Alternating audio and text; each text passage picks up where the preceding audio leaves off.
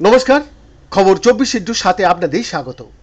এবারের নির্বাচনে বিজেপির ডাক ছিল 370 আসন পার এবং এনডিএর জন্য 400 পার, কিন্তু কোনোটাই সম্ভব নয় জানিয়ে দিয়েছেন রাজনৈতিক বিশ্লেষক প্রশান্ত কিশোর।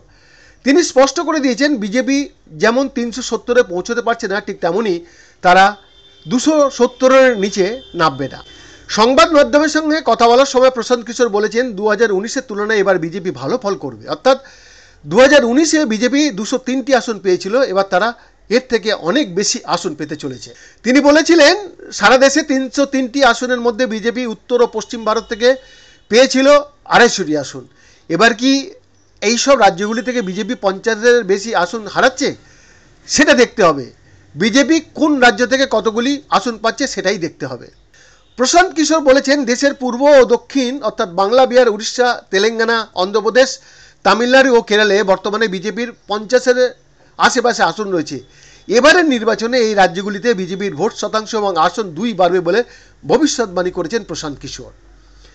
প্রশান্ত কিশোর আরও বলেছেন মহারাষ্ট্রে 48টি আসনের মধ্যে বিজেপির ঝুলিতে রয়েছে 23টি আসন। বিরোধীরা যদি সেখানে 20 থেকে 25টি আসনও জয় করে তারপরেও বিজেপির আসন গতবারের থেকে কমবে না। কোনো রাজনৈতিক বিশ্লেষক বলছেন উত্তরপ্রদেশ থেকে বিজেপির আসন সংখ্যা কমতে পারে। এ ব্যাপারে বলে রাখা ভালো, 2014-এর তুলনায় 2019-এ বিজেপি উত্তরপ্রদেশ ও বিহারে 25টি আসন কম পায়। সেখানে যদি বিজেপি এবার উত্তরপ্রদেশে 20টি আসন কম পায় তাহলে বিজেপির তেমন কোনো ক্ষতি নেই, কেননা বিজেপি ইতিমধ্যেই সেখানে 18টি কম আসন নিয়ে প্রতিদ্বন্দ্বিতায় সামিল হয়েছে। সেখানে যদি তারা 40 বা 50টি আসনও হারায় তাহলেও বিজেপির কোনো ক্ষতি হবে না। তিনি বলেছেন একই কথা বিহারেও প্রযোজ্য। গতবারে তারা 40টির মধ্যে 39টি আসনে জয়ী হয়েছিল বিজেপি এনডিএ জোট। অন্যদিকে কোনো রাজনৈতিক বিশ্লেষক বলছেন বিজেপি রাজস্থান ও হরিয়ানায় আসন হারাবে। এ ব্যাপারে প্রশান্ত কিশোর বলছেন বিরোধীরা কোনো রাজ্যে সব আসনে জয়লাভ করবে এমন কেউ এখনো বলতে পারেনি।